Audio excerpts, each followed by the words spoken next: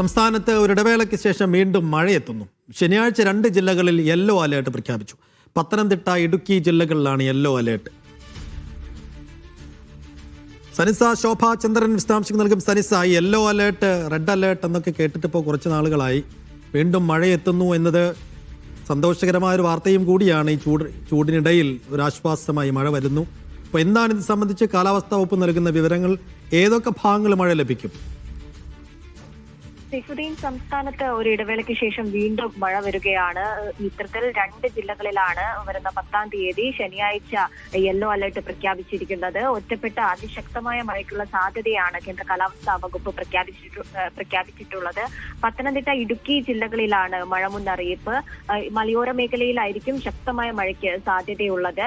കൂടാതെ തന്നെ മറ്റ് ജില്ലകളിൽ ഇടത്തരം നേരിയ മഴയ്ക്കുള്ള മുന്നറിയിപ്പും കേന്ദ്ര കാലാവസ്ഥാ വകുപ്പ് നൽകിയിട്ടുണ്ട്. 24 മണിക്കൂറിൽ 65.5 മില്ലിമീറ്റർ മുതൽ 115.5 മില്ലിമീറ്റർ വരെ മഴ ലഭിക്കാനുള്ള സാധ്യതയാണ് നിലവിൽ കേന്ദ്ര കാലാവസ്ഥാ വകുപ്പിന്റെ പ്രവചനത്തിലുള്ളത്.